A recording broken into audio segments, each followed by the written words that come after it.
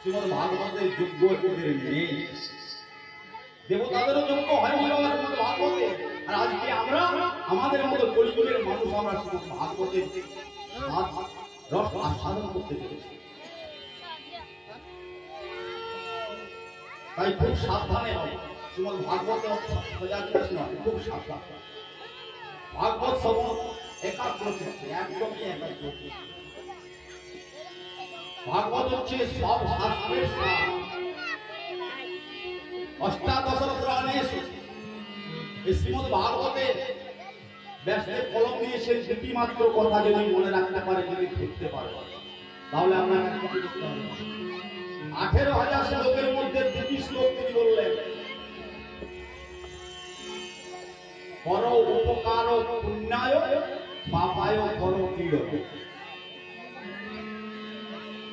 বললেন যদি তুমি পরের উপকার করো তোমার পুণ্য হবে, আর যদি অপরকে তুমি কষ্ট দাও তুমি নরকে যাবে। বলুন রাধে রাধে। এই দুটো কথা যদি মনে রাখতে পারেন তাহলে মানুষ জীবনটা ধন্য হবে। তাই সনত কুমার জি বলল, দেবর্ষি এই শ্রীমদ ভাগবতের কত ক্ষমতা জানো? যদি সারা জীবন কোনো ব্যক্তি পাপ কাজ করে, কোনোদিন পুণ্য করে না, আর পুণ্য না করে যদি সে মহাপাপী হয়েও যদি সে মারা যায়, আর মারা যায় যদি সে প্রেত জন্ম হয়, আর প্রেত জন্ম হয়েও যদি সে শ্রীমদ ভাগবত কথা রস আস্বাদন করে, তার বৈকুণ্ঠে গমন হবে। বলুন রাধে রাধে। দেবর্ষি বলছে তার প্রমাণ, সনত কুমার জি বলছে তাহলে সত্য। আজকে সনত কুমার জি আগে কি বলছে? দেবর্ষি নারদকে শোনাচ্ছে। এই কথাটা কে কাকে বলছে? না সুতজি মুনি বলছেন যে সনকাদি ঋষিকে শোনাচ্ছে কথা। কোথায় নয় বিশাল।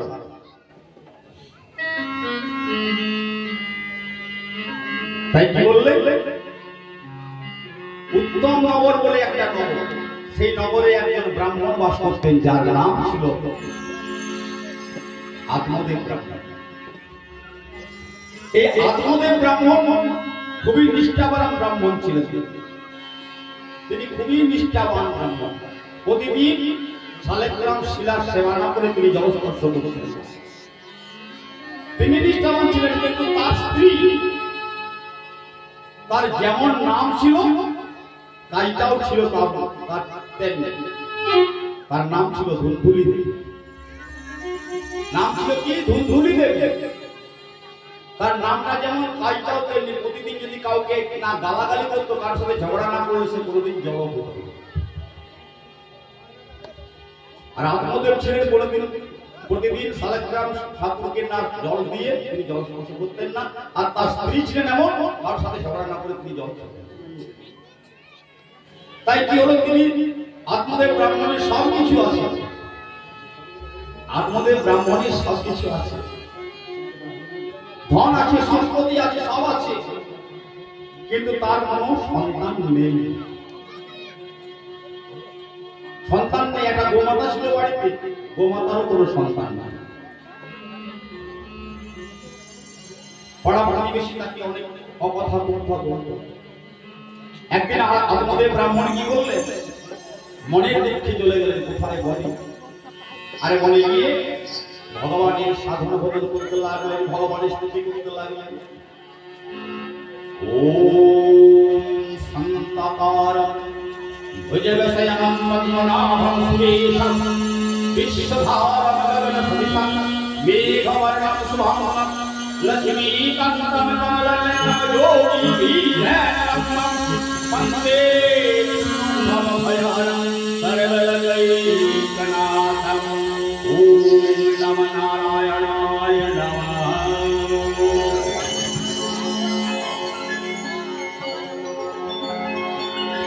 যে না ভগবান বিষ্ণুকে আরাধনা করেছে, ভগবান বিষ্ণু কি করলেন?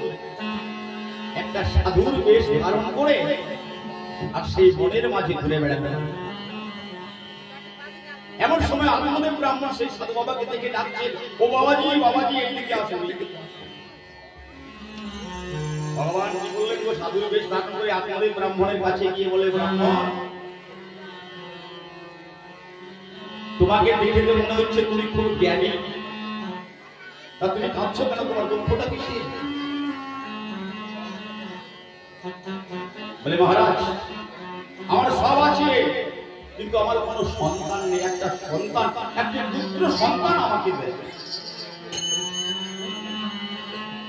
সাধু বাবা বলল, আপনারে হে ব্রাহ্মণ, আপনি তো নিজেই জানেন আপনার এই জন্মে কেন 7 জন্ম কোনো সন্তান নেই। 7বার জন্ম নিলেও আপনার কোনো সন্তান হবে। আপনি ব্রাহ্মণ বললেন, আমি তা জানি যে 7 জন্ম আমার কোনো সন্তান নেই। তাহলে আপনি সাধু হয়েছেন কেন? আপনি সাধু হয়েছেন কেন? সাধু কাকে বলে? সাধু আমার মতো তিলকমালা করলে সাধু নয়, লম্বা মতো একটা টিকি রাখলে সাধু নয়। সাধু কাকে বলে? সাধু মানে কি? যিনি অসাধ্যকে সাধনা করতে পারেন তিনি এই সাধু। হে মহারাজ, আপনি তো সাধু। আমি জানি 7 জন্ম আমার কোনো সন্তান নেই, কিন্তু আপনি তো সাধু, আপনি অসাধ্যকে সাধনা করতে পারেন। একটা সন্তান আমাকে দেয়। ভগবান বললেন, আপনাদের তুমি সন্তান কামনা করছো, তুমি বলতে পারবে কোন যুগে তোমাকে পুত্র কোন যুগে ভালো কাজ করেছে?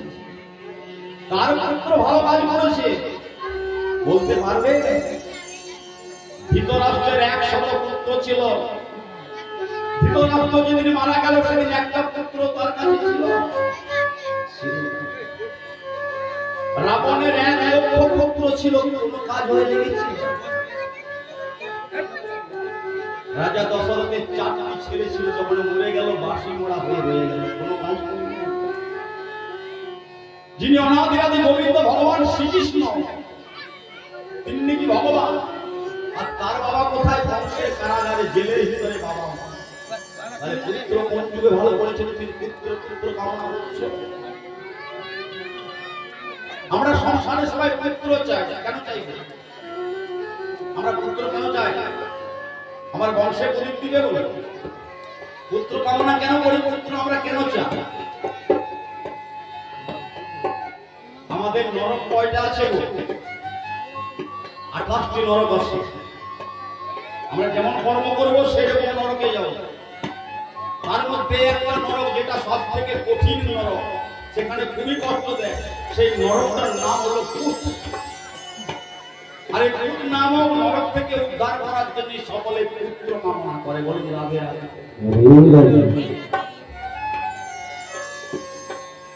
তাই হে আপনাদের, তুমি সন্তান কামনা করছো, তুমি সন্তান কামনা করো না। তুমি একজন জ্ঞানী ব্যক্তি। আপনাদের বললাম জানি। এই সাধুদের কাছে আসলে শুধু উপদেশ দেয়, শুধু জ্ঞান দেয়। অত জ্ঞানের কথা আমি শুনতে চাইনি। আপনি আমাকে একটা পুত্র সন্তান দেবেন, যদি বলেন হ্যাঁ দেব তাহলে ভালো, যদি না দেবেন আপনার সামনে আমি জীবনকে বিসর্জন দেব। ভগবান বলল, চোরা না শুনে ধর্মের কাহিনী। চোরের কাছে ধর্মের কাহিনী বললে শুনবে। তাই ভগবান কি করলেন? ভগবান কি করলেন? একটা ঝোলা থেকে ফল বার করে দিয়ে বললো, এই নাও, এই ফলটা তোমার সহধর্মীকে তুমি দিবে, দিয়ে পরে তোমার স্ত্রীকে দিয়ে বলবে এটা যেন সে খায়। আর খেলেই কিছুদিন পরেই তোমার পুত্র সন্তান। আত্মদেব আনন্দে আত্মহারা হয়ে ছুটতে ছুটতে চলে আসলো। কোথায় এসে পরে ধন্যবাদ দেবীকে বলছে, ও শুনছো, এতদিনই ভগবান আমাদের মনে করে চেয়েছে। এইটা বলে সাধু বাবা একটা ফল দিয়ে এটা খেলেই আমাদের পুত্র সন্তান। ভাগ্যে যদি না থাকে না, কোনো মতেই কিছু হবে না। ধুন্দুলি তুমি মনে মনে চিন্তা করলেন, আমি যদি খেয়ে ফেলি তাহলে আমার গর্ব হবে, আমার ধন সম্পদ সব চলে যাবে, চোর ঢুকবে, ডাকাত ঢুকবে, বাড়িতে নিয়ে চলে যাবে, আমি ছুটতেও পারবো না, ভালো হয়ে যেতেও পারবো। তার চাইতে কি করলেন? তিনি তার বোনকে বললেন, ওরে বোন, তোর সন্তানটা যখন হবে তুই আমায় দিয়ে দিবি, তার জন্য আমি অনেক কিছু টাকা পয়সা দেব। রাজি হয়ে গেল, বোন রাজি হয়ে গেল। ধুন্দুলি দেবী মনে মনে চিন্তা করলেন, আর কোনো অসুবিধা নেই। আর আত্মদেব তো ভোলা না, সব ব্যক্তি একই। এবারে কি হলো? আত্মদেব চলে গেছেন কোথায়? তিনি চলে গেছেন তীর্থ করতে। এদিকে ধুমধুম তিনি কি করলেন, তার বোনের কাছ থেকে বোনকে বললো, আর এদিকে যে ফলটা দিয়েছিল সেই ফলটা খাইয়ে দিল কাকে, বাড়িতে যে গোমাতাটা ছিল গোমাতাকে খাইয়ে দিয়েছে। কিছুদিন পর কি হলো, ওই বোনের কাছ থেকে ছেলেকে নিয়ে আসলো, আর গোমাতার একটা ছেলে হলো যার নাম রাখলো গোকর্ণ মহারাজ। আর ওই ছেলেটা যেটা বোনের কাছ থেকে নিয়ে আসলো তার নাম রাখলো ধুন্ধুকারি। এবারে দুইটি ছেলে দুই ভাই বড় হতে লাগলো, বড় হয়ে গোকর্ণ কাকে আর আমাদেরকে বাবা হলো। আর ওই বোনের ছেলে ধুন্ধুলির বোনের ছেলেটা ওকেও বাবা বলে। তাই ওর দুটো ছেলে হয়ে গেল, একটা হলো গোমাতার গর্ভের ছেলে আর একটা হলো ধুন্ধুলির বোনের ছেলে। দুইজন বড় হতে লাগলো, দুইজনের মধ্যে কে কেমন হলো? গোকর্ণ পণ্ডিত বড়, ধুন্ধুকারি মহাফল। গোকর্ণ পণ্ডিত হয়ে গেল, বাবার কাছ থেকে সমস্ত কিছু অধ্যয়ন করলেন, গোকর্ণ পণ্ডিত হলো এবং ধুন্ধুকারি মহাফল। খুব খারাপ হয়ে গেল সবার। ছোটবেলা থেকে স্কুলে যেত, লোকের বই পেন্সিল সিলেট চুরি করত, জুয়া খেলত, বিড়ি সিগারেট গাঁজা খেত, খারাপ হয়ে গেল। একদিন বাবা বলল, ওরে ধুন্ধুকারি, তুই এইসব করিস না বাবা, এটা আমি একটা মন্দির বানিয়েছি, মন্দিরটাকে তুই নরক বানিয়ে দিয়েছিস। বাবাকে ধমক দিল, বাবাকে ধমক দিয়ে বলছে, তোমার বয়স হয়েছে, তুমি কিচ্ছু জানো না, তুমি কিচ্ছু জানো না।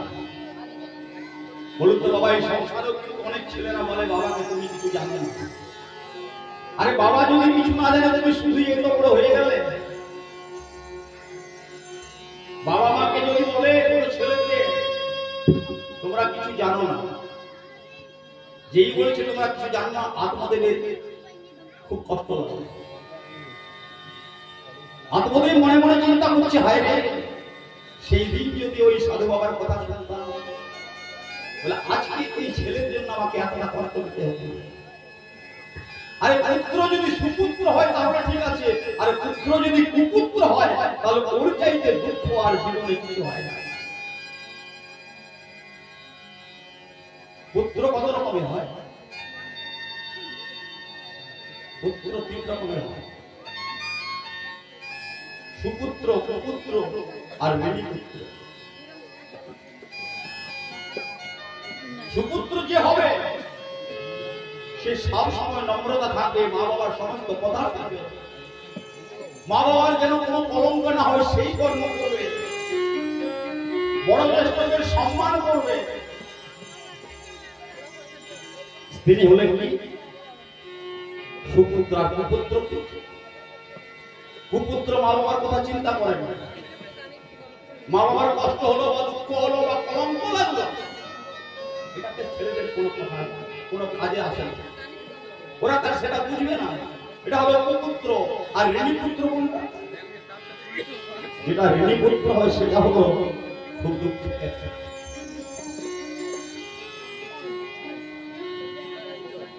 যেটা ঋণীপুত্র হয় সেটা খুবই দুঃখের গো। কেমন জানেন?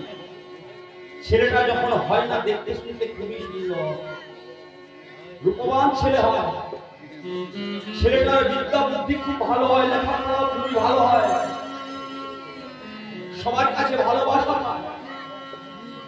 যখন 15 বছর 16 বছর 18 বছর বয়স হয়ে যায়, এমন একটা রোগের মধ্যে আক্রান্ত হয়ে যায়, মা বাবার যত টাকা পয়সা থাকে সব শেষ করে দিয়ে একদিন মা বাবাকে কাঁদিয়ে পৃথিবী ছেড়ে চলে যায়। এটা হলো ঋণীপুত্র। কারণ পূর্বজন্মে তার কাছে সে ঋণ করেছিল বলে এই জন্মে ওই ঋণটা শোধ করে সে চলে যায়। এটা হলো ঋণীপুত্র।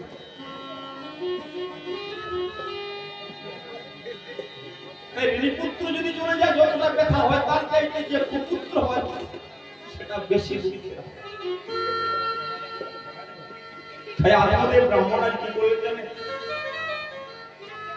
ওই ধুন্ধুকার কাছে ওই কথাটা শুনে খুব দুঃখ পেলেন এবং সঙ্গে সঙ্গে কি করলেন? গোকর্ণকে ডাকলো, গোকর্ণের কাছে গিয়ে বললো, বাবা বন্ধুকারী আমাকে এরকম কথা বলল। গোকর্ণ বলছে, বাবা তুমি দুঃখ পেয়েছো, তোমার দুঃখটা কিসের?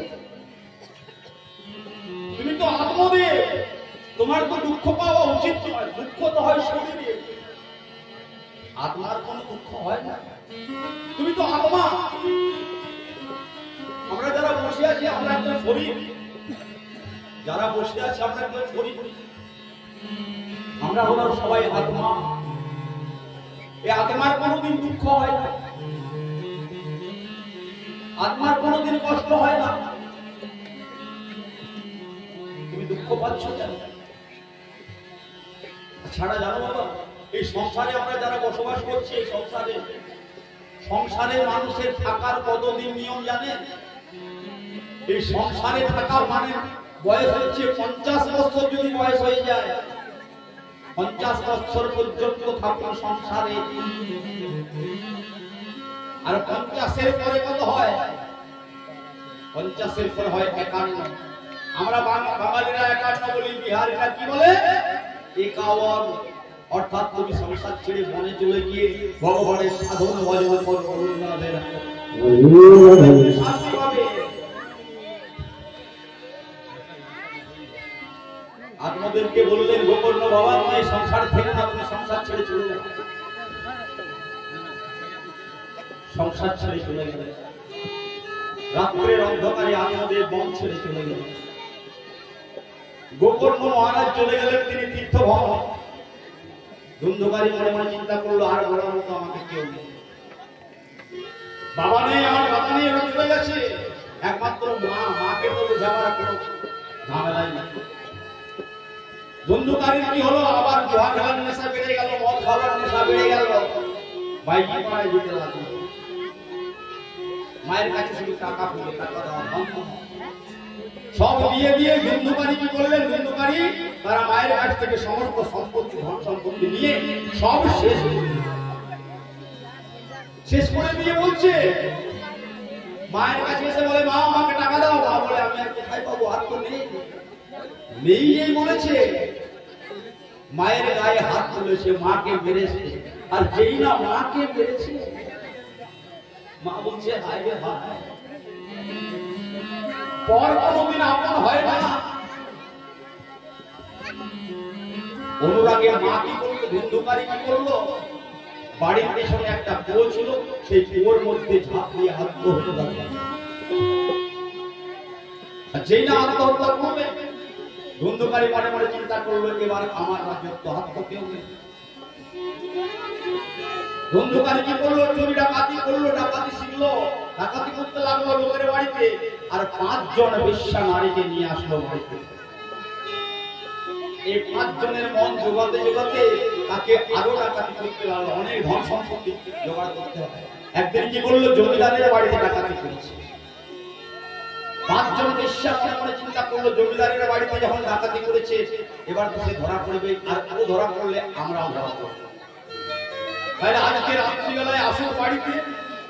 ধুন্ধুকারী রাত্রিবেলায় যে না বাড়িতে এসেছে, 5 জন বেশ্যাকে তাকে কি করলো? পেট ভর্তি করে মদ খাইয়ে আর বালিশটা বাঁধিয়ে তাকে মেরে ফেলল। আর তাও যখন মরছে না, একটা জ্বলন্ত কাঠ নিয়ে মুখের মধ্যে দিয়ে তাকে মেরে ফেললেন। বলুন রাধে রাধে। আর মেরে পরে কি করলেন? ওই কুয়ার মধ্যে ফেলে দিলেন। আজ মন্দিরের মতো যে বাড়িটা ছিল, সেটা আজ কি হয়ে গেল বাবার কথা।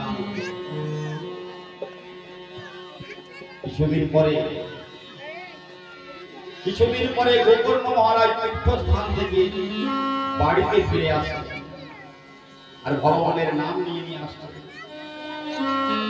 এই কলিযুগে সবাই বলো আমরা এই কৃষ্ণ নাম হরিনাম ছাড়া তাই আসেন সবাই মিলে আমরা 2 মিনিট হরিনাম কীর্তন করবো। সবাই তালি দিলে আমার সঙ্গে সবাই করবে। হরি বিহার বিহার নাম কি জয়।